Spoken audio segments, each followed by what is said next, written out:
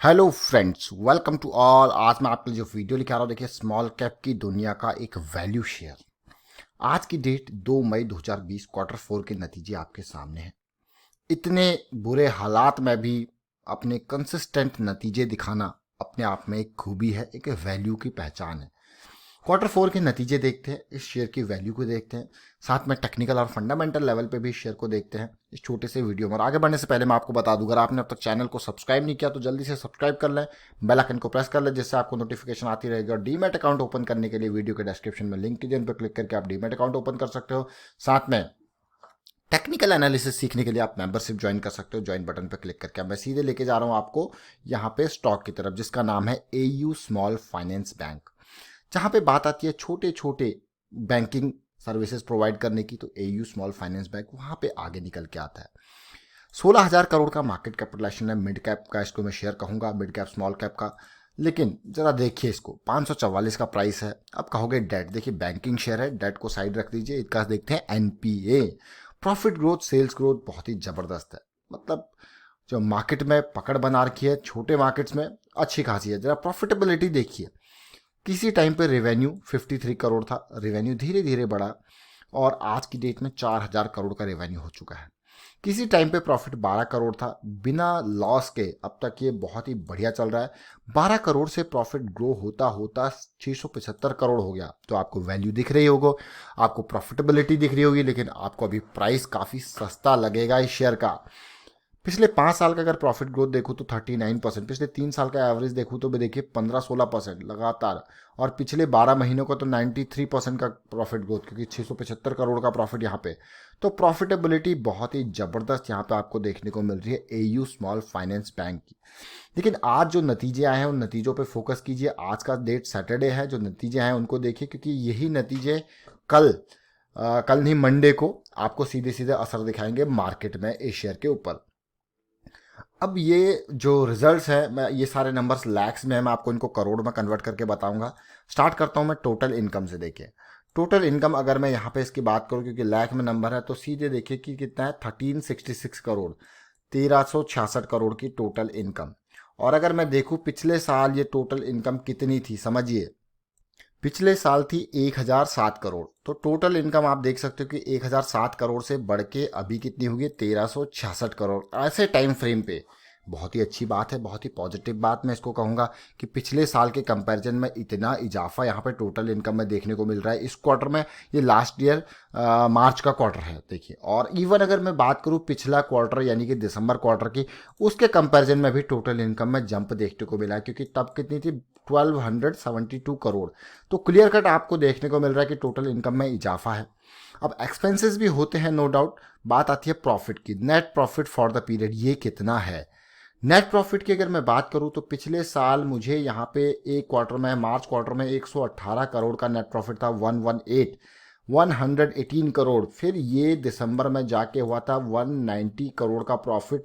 और इस बार का ये प्रॉफिट है ऐसी सिचुएशन में जब लोग अपने घरों में बंद है, ऐसी सिचुएशन में ये प्रॉफिट 122 करोड़ का। तो मुझे तो ये काफ़ी इम्प्रेसिव लगा। पिछले साल के कंपैरिजन में ये प्रॉफिट में अच्छा खासा जंप है, 118 करोड़ से 122 करोड़ जाना काबिले तारीफ है। किसके कंपैरिजन में, पिछले साल मार्च के कंपैरिजन में 4 करोड़ का इजाफा, और वो भी ऐसे टाइम पे जब लोग अपने घरों में बंद है। ये एयू स्मॉल फाइनेंस बैंक की हम बात कर रहे हैं। अब बात आती है एनपीए की। जब भी बैंकिंग स्टॉक या फाइनेंसिंग स्टॉक की आप बात करते हो तो एनपीए जरूर देखें, क्योंकि ये इसके आगे का रास्ता तय करता है। NPA, non performing assets, gross NPA की अगर मैं बात करूं परसेंटेज वाइज तो 1.68% है, 1.68%। अगर पिछले साल से कंपेयर करूं, पिछले साल ये एनपीए कितना था, 2.04% था। तो आप अंदाज़ा लगा सकते हो कि कितनी इंप्रूवमेंट एनपीए में हुई है ऐसे टाइम फ्रेम पे। तो मुझे तो ये नंबर इंप्रेसिव लगा एनपीए का। यही नहीं, अगर मैं बात करता हूँ यहाँ पे पिछला यानी कि ये दिसंबर 2019 की, उसके कंपैरिजन में भी एनपीए में काफ़ी सुधार है। ये एनपीए बहुत ही पॉजिटिव बात है। ये एनपीए मान के चलिए कि कंपनी ने अपना उधार कम कर दिया, यही होता है। तभी मैं कहता हूँ कि बैंकिंग स्टॉक का एनपीए जरूर देखा कीजिए, क्योंकि यही इसकी आगे की जो स्टेबिलिटी है, एसेट स्टेबिलिटी, वो बताती है। अब नेट एनपीए की बात करते हैं तो 1.29% से घट के ये 0.81% हो गया, जो कि बहुत ही अच्छा इंप्रूवमेंट है, पॉजिटिविटी है। अभी 2-3 दिन पहले खबर आई थी कि एयू स्मॉल फाइनेंस बैंक ने एफआईआई ने अपना स्टेक जो बढ़ाया है। देखिए ये लोग जहां इन्वेस्ट करते हैं ये अपना हिसाब किताब एक एक पैरामीटर के हिसाब से सर्च करके देख के तभी इन्वेस्ट करते हैं। देखिए अभी के टाइम पे गिरावट बहुत ज़्यादा है, अच्छे से अच्छे वैल्यू शेयर भी सस्ते में मिल रहे हैं, लेकिन ये Q4 के नतीजे मुझे काफ़ी इंप्रेसिव लगे, खास करके एनपीए की परसेंटेज देख के बहुत ही बढ़िया। अब मैं आपको टेक्निकल की तरफ लेके चलूंगा, वहाँ पे समझाने की कोशिश करूंगा एयू स्मॉल फाइनेंस बैंक को।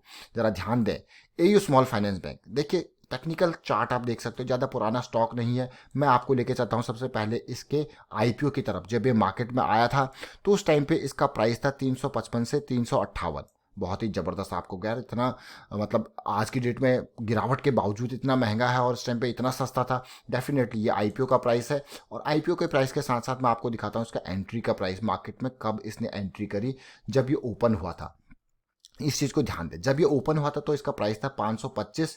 देखिए, और उस टाइम पे जो इसने हाई बनाया था वो 545 का उसी दिन का हाई था, मतलब कि 350 से सीधे 545 का हाई इसने बनाया था। 200 रुपये का जंप उसी दिन देखने को मिल गया था लिस्टिंग प्राइस। अब बात आती है टेक्निकल की। अब ध्यान दें और समझिए, अब ध्यान दें और समझिए, ये वैल्यूज़ मैंने आपको इसीलिए बताई है क्योंकि ये स्टॉक उन वैल्यूज़ के पास जाएगा तो स्ट्रॉन्ग सपोर्ट इसको मिलेगा। अब ये मंथली चार्ट है जिसको मैं आपको दिखा रहा हूँ अभी। मंथली चार्ट में जैसे मैंने आपको बताया कि इसने स्टार्टिंग करी थी और फर्स्ट मंथ के अंदर ही आईपीओ पे ये पीक 700 के लेवल पे पहुंच गया था। और अगर आप देखो इस स्टॉक को तो बहुत टाइम तक ये स्टॉक अपना एक रेजिस्टेंस जोन में रहा था। ये मान के चलिए कि बॉटम पॉइंट जो इसका था, एक बार फिर से इसने 2018 के टाइम पे नीचे गिरा था और इस रेंज में 500 से लेके 700 की रेंज में बहुत टाइम ट्रेड हुआ था। लेकिन अब ध्यान दें, समझिए, जब भी मैंने आपको कहा कि पॉजिटिविटी तब आती है जब देखिए रेंज कॉन्ट्रैक्शन, आप देख सकते हो यहाँ पे ये मंथली चार्ट है, धीरे धीरे करके हायर लो की सीरीज बनती रही और यहाँ पे जाके आपका इसका रेंज ब्रेकआउट हुआ।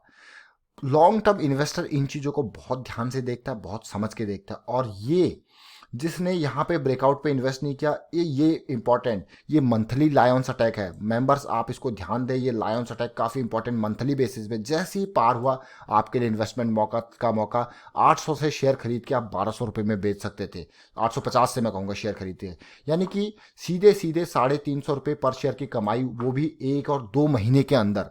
और क्या चाहिए, सोचिए ज़रा।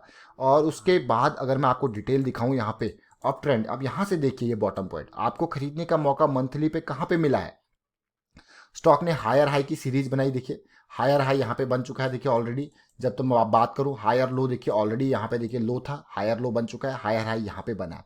लेकिन हायर हाई बनने के बाद अगला करेक्टिव रिजोल्यूशन आपके लिए एंट्री का मौका था, यानी कि ये पॉइंट था, मेजरली मैं कहूँ ये पॉइंट था। अगर आप थोड़ा और सेफ साइड चल रहे तो ये आपके लिए एंट्री का मौका था। तो इस तरीके से चीज़ें समझने की कोशिश कीजिए, आपको बहुत पैसा मार्केट देगी, नो डाउट। अभी के टाइम फ्रेम पे आप देख सकते हो कि मार्च महीने में अकेले, क्योंकि छोटा शेयर है मिड कैप का शेयर, अकेले देखिए आप इसने 1200 के लेवल से सीधे गिर के मान के चलिए कि 400 के लेवल पे 435 के लेवल का लो बनाया। और इसका मैंने आपको जो प्राइस, एक और प्राइस दिखाया था 350 का, वो प्राइस इसीलिए दिखाया था ताकि आप समझ पाएं ये आईपीओ में जो इसका प्राइस सेट हुआ था। अब जब ये गिरावट आएगी इसमें आने वाले टाइम पे, अगर और गिरावट आती है तो वो काफ़ी इंपॉर्टेंट लेवल रहने वाला है।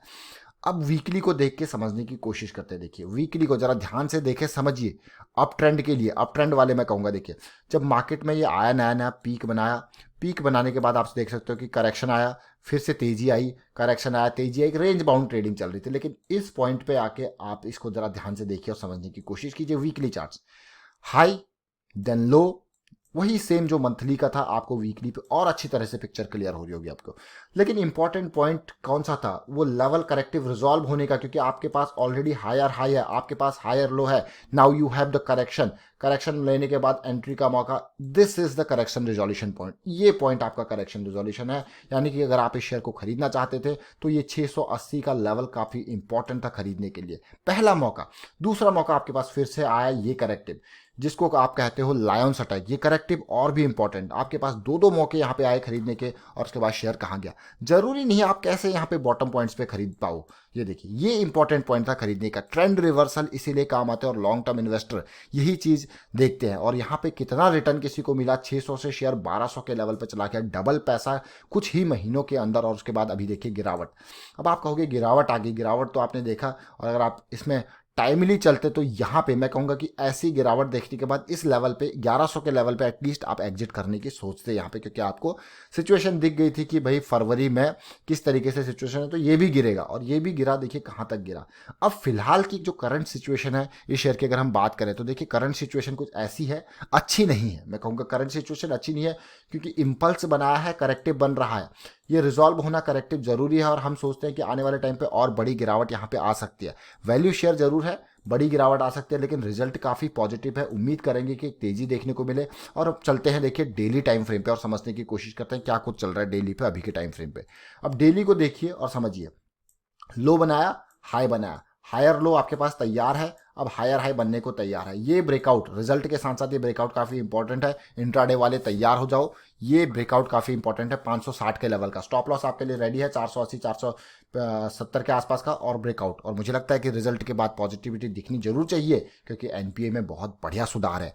वाइंड अप करता हूँ वीडियो को। उम्मीद करता हूँ आपको वीडियो अच्छा लगा होगा। अच्छा लगा तो शेयर कीजिए, लाइक कीजिए, चैनल सब्सक्राइब कर तो जल्दी से सब्सक्राइब कर ले, बेल आइकन को प्रेस कर ले, जिससे आपको नोटिफिकेशन आती रहेगी। और टेक्निकल एनालिसिस अगर आपको सीखनी है तो आप इस तरीके से मेंबरशिप ज्वाइन कर सकते हो। वहाँ पे ये अपने एंट्री पॉइंट, अपने स्टॉप लॉसेस आप खुद आइडेंटिफाई कर सकते हो, किसी के टिप की जरूरत नहीं है। और यही चीज मैं चाहता हूँ कि रिटेल इन्वेस्टर जरूर सीखे, अपने स्टॉप लॉस, अपने एंट्री पॉइंट। एग्जिट तो भाई आप कर ही लोगे, लेकिन एंट्री और स्टॉप लॉस काफी इंपॉर्टेंट पॉइंट होते हैं। तो इसके लिए आप टेक्निकल एनालिसिस की सीरीज ज्वाइन कर सकते हो। Thank you for watching the video.